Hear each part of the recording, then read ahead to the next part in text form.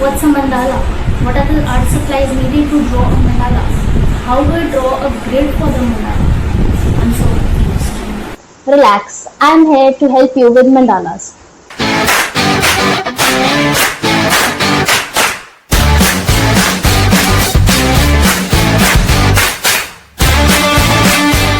Hi, I'm Neha from Art and Stuff, a calligraphy and mandala artist. So if you are an artist or want to become one, consider subscribing to my channel. Now let's look at the supplies that we need to draw a mandala. All the supplies are easily available at your home. So we need a piece of paper. Any paper would work. I'm using a printer paper which is 80 GSM, or you can use any other paper like cartridge paper, ivory sheet, or any other paper like that. We need a pencil, a ruler, a protractor, a compass. Any compass would work, an eraser for erasing the grid at the end, and some pens. Now you can use any pens. You can use your regular ink or gel pens or any fine liners that you have. There are many different supplies that we can use for drawing a mandala, and we'll discuss all those different supplies at the end of the video. So stay tuned to know the other advanced supplies for drawing a mandala. The first step for drawing a mandala is to draw the grid. Now for drawing the grid, we need to find the midpoint of the sheet of the piece of paper that we are using. We'll measure the length and width of this paper. Now the length is 21 centimeter. Now we'll just write it down here, 21 centimeter by 21 centimeter. Now we'll divide 21 centimeter by 2 and we'll get 10.5 centimeter.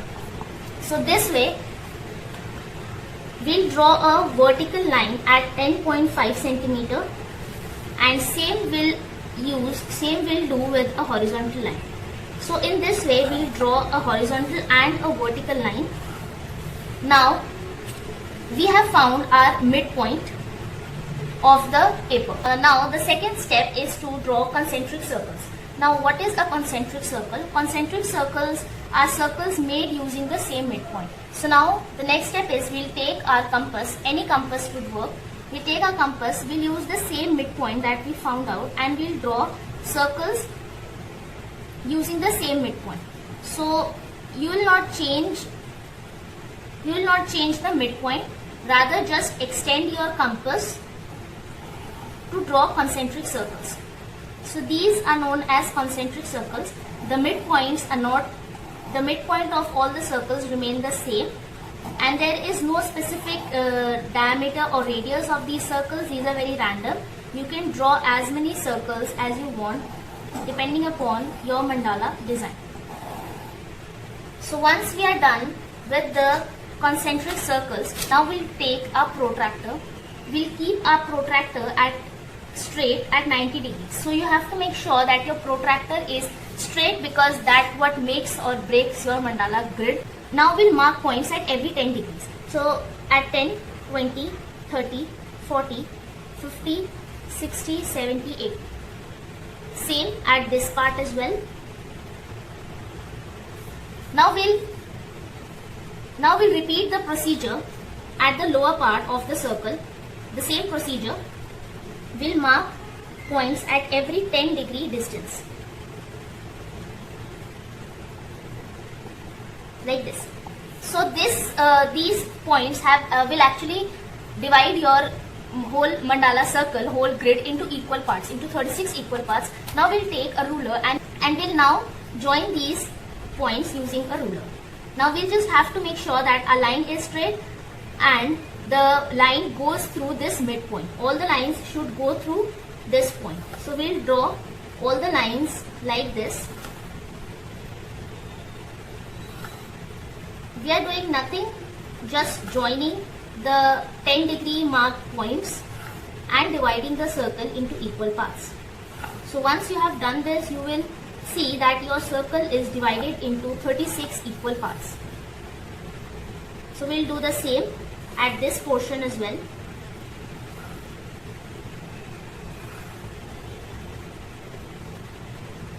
All the lines should go through the midpoint to make sure that the grid is symmetrical and accurate.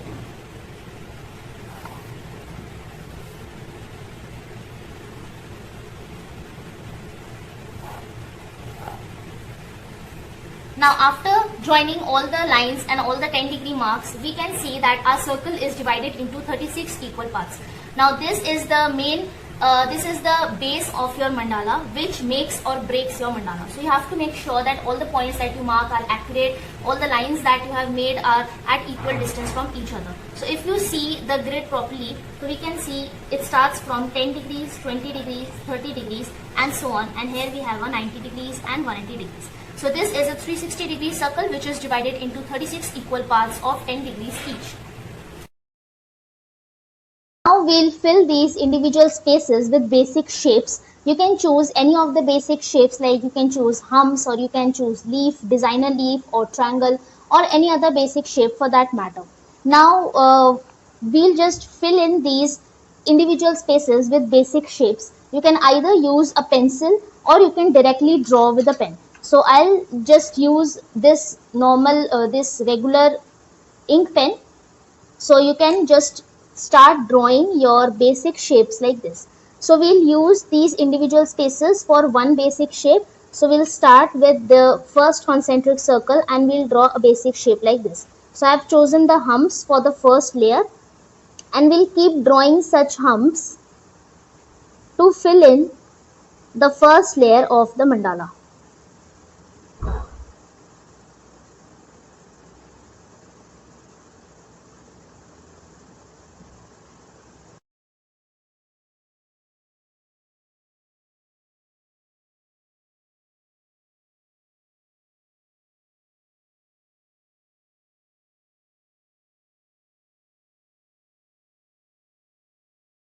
Now I'll use the same basic shape for the next layer as well. So the same procedure for the next layer as well.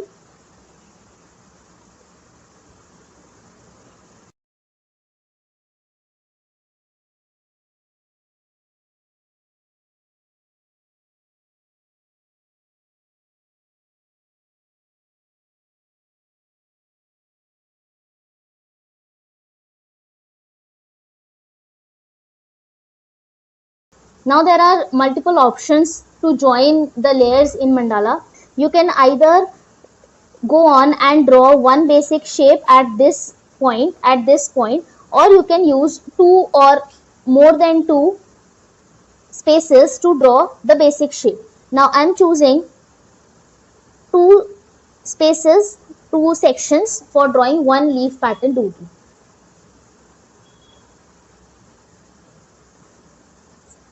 So we'll continue this process till we have filled the third layer.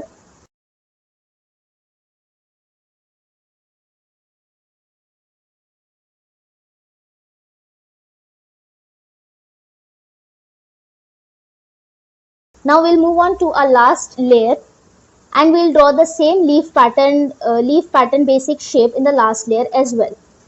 Now for the last layer, I'll join this point and this point to draw the basic shape. So I'll start from this point, take two sections and draw the basic shape. So in this way, we are joining the different layers of the mandala. So we'll draw the basic shape from point to point of the previous layer so that the layers of our mandala are joined and they don't look like separate layers.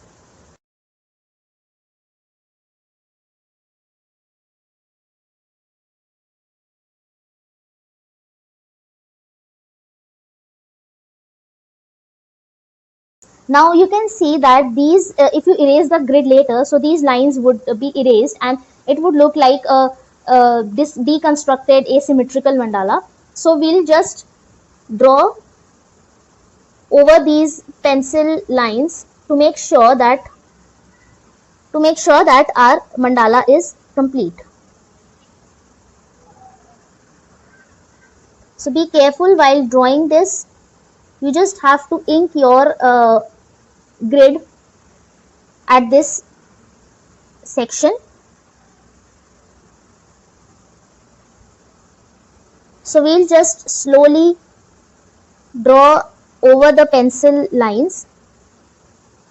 So this, you can see how just drawing the line over there with the pen and inking it makes your mandala look complete and different. So we'll do the same thing in this layer as well.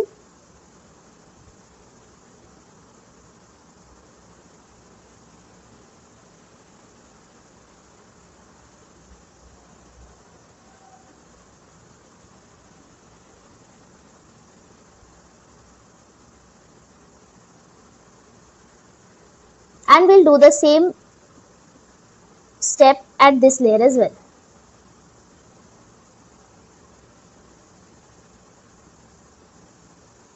So now our mandala now the base of our mandala looks totally complete now that we have filled in with the basic shapes. Now the next step is to fill in these individual basic shapes with more intricate patterns. Now there are many patterns that you can draw.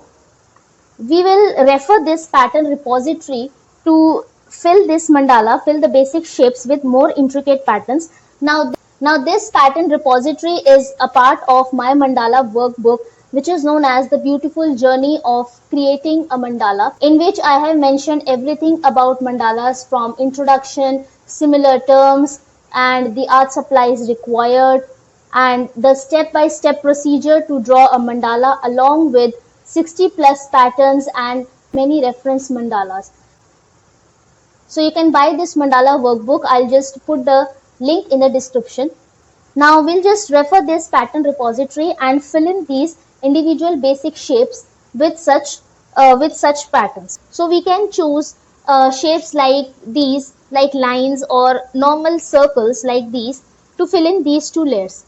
And we can choose bigger patterns like these, or the divided patterns or the layered patterns for these two layers.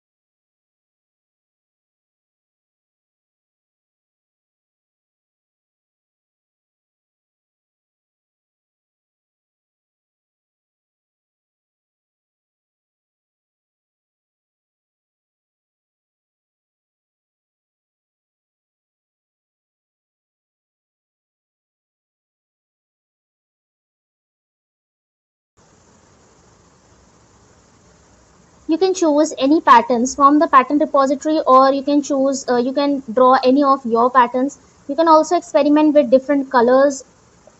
I'm just drawing with the same black pen here, but you can definitely try on some different color combinations.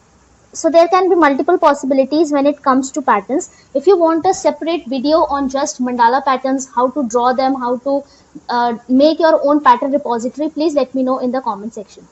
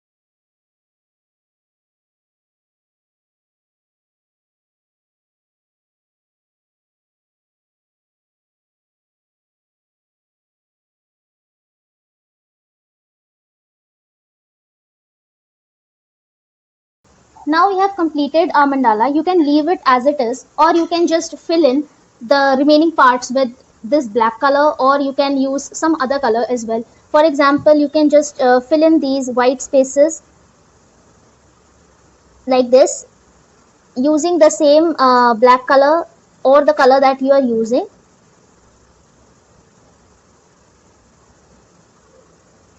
Or you can use some other color combination that some other color that goes well with black, such as red or black, orange or black, blue or black. Or you can just leave your mandala as it is. It looks beautiful the way it is.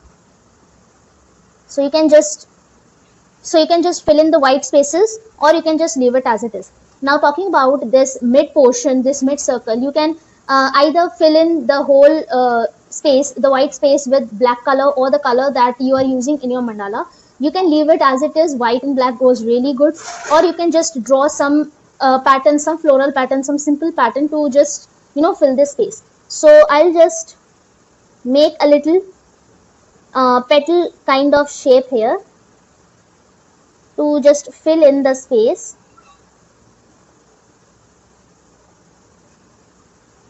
This is totally optional, totally depends upon your mandala design.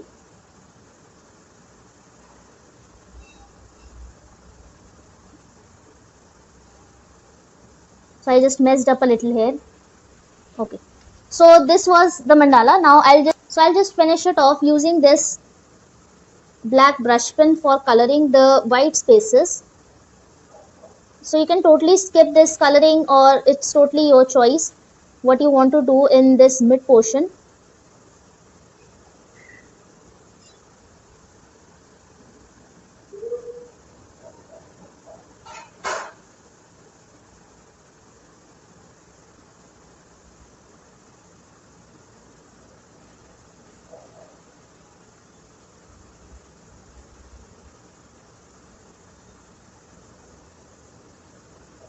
So this way you can either draw a floral, a petal kind of pattern here to just fill in the blank space in between, or you can just color the whole circle like this with black or with any of the colors that you are using in your mandala, so it looks like a big floral mandala this way. Now a whole mandala is fully complete. You can just color the white spaces, or you can just leave it as it is. Although the art supplies required for drawing a mandala are easily available at your home. It's a basic stationery like your protractor, like your compass, and your regular pens and pencils. But if you wish, you can always opt for some more technical art supplies, such as this compass. This is technical compass. I'll mention all the links in the description, so you can purchase from those links. So this is a technical compass. So this compass has many additional benefits, such as this stop feature, which locks the compass at a particular radius and a particular point, which helps in drawing accurate circles. Also, this compass comes with many extensions also. So if I just remove this pencil from this point and insert this part in the compass, so using this part, we can now use most of the pens with our compass as well.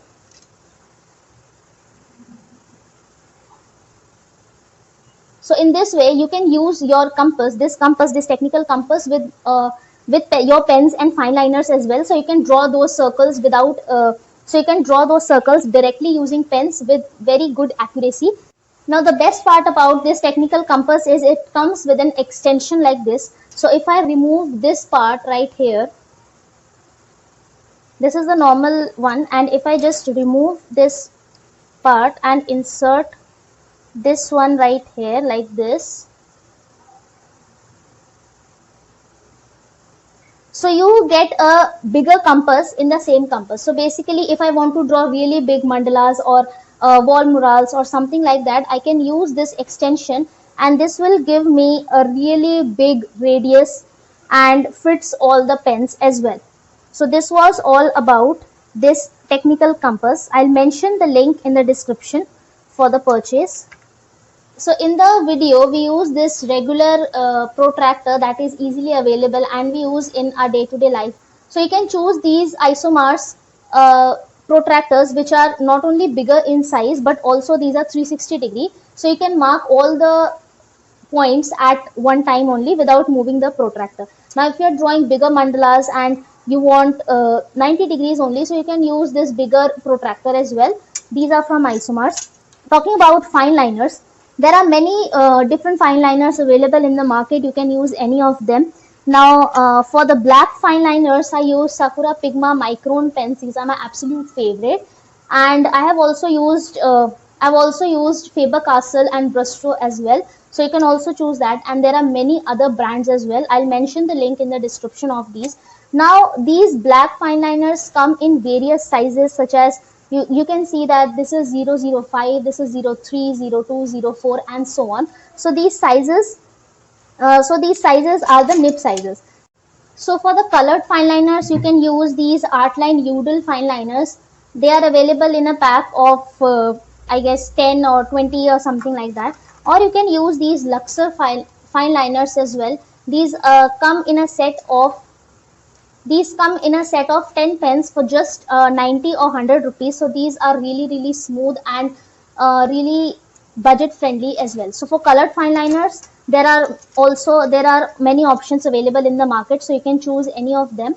So that's all for today's video. You can drop all your doubts and queries in the comment section or simply connect with me on Instagram. See you next week. Bye. You can drop. So that's all. Or connect me. Let's check. If you're an artist or want to become one,